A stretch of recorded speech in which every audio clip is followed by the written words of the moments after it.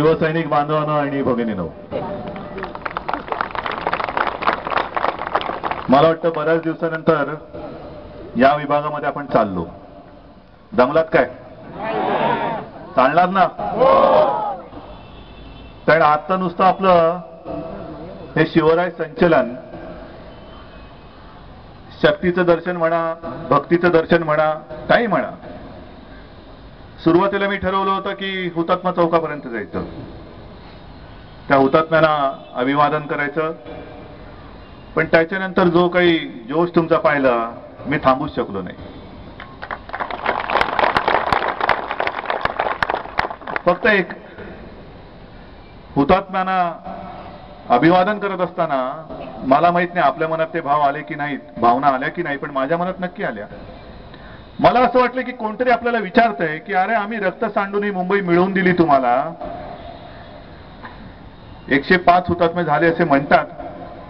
खरे किती बळी गेले असतील मला नाही माहिती, पण मुंबई मिळवण्यासाठी सुद्धा मराठी माणसाला बलिदान द्यावं लागलं, रक्त सांडावं लागलं, आणि त्याच्यानंतर ही आपली मुंबई आपल्याला मिळाली आहे. गेटवे ऑफ इंडिया आहे, दारच नाही त्याला. कोणी येत आहे, कोणी जात आहे.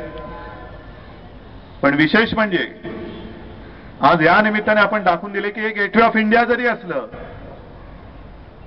इंडिया हे म्हणतात पण आपण त्याला हिंदुस्थान म्हणतो, तरी पण तिथे सुद्धा आज भगवा आणि भगवाच दिसतोय. या मुंबईमध्ये भगवाच आहे.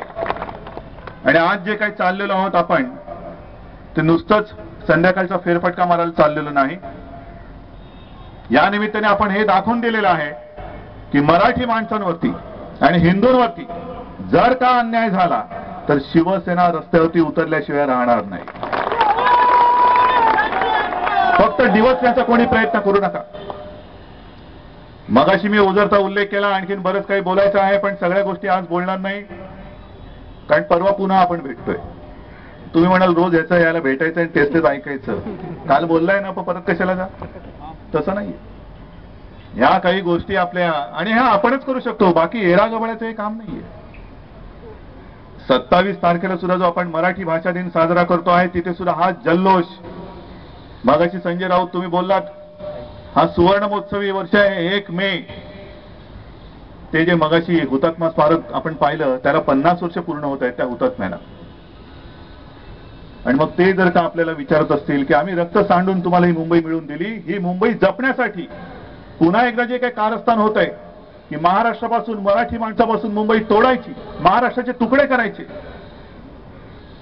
नुसतं पुष्पचक्र वाहून चालणार नाही. त्यांना आपण वचन दिलं पाहिजे की तुम्ही रक्त सांडलं ते मुंबई मिळवण्यासाठी. आता या वेळेला जो मुंबईचा तुकडा करण्याची भाषा करेल, त्याचं रक्त सांडल्याशिवाय राहणार नाही.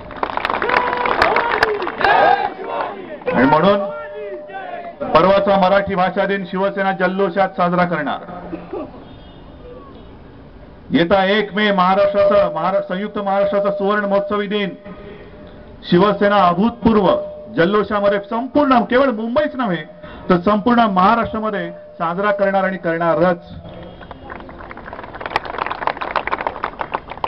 आणि गजाभाऊ, तुम्ही मगाशी म्हणालात की तुमचे सगळे सहकारी, अनिल तर आहेत, सोबत असतोच, असेच सगळेजण, हे सगळेजण शिवसैनिक.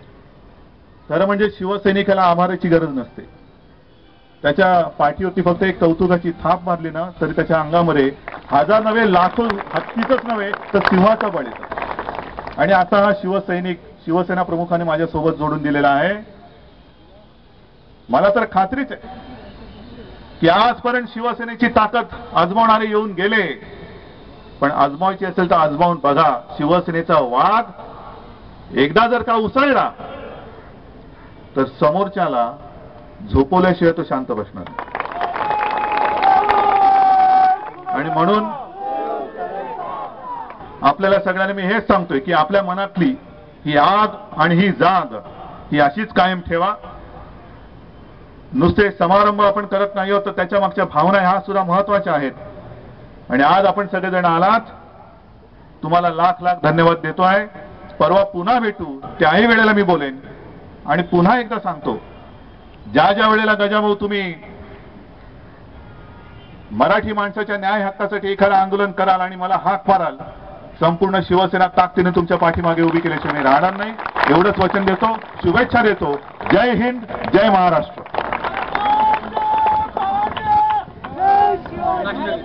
राष्ट्रगीत करायचंय एक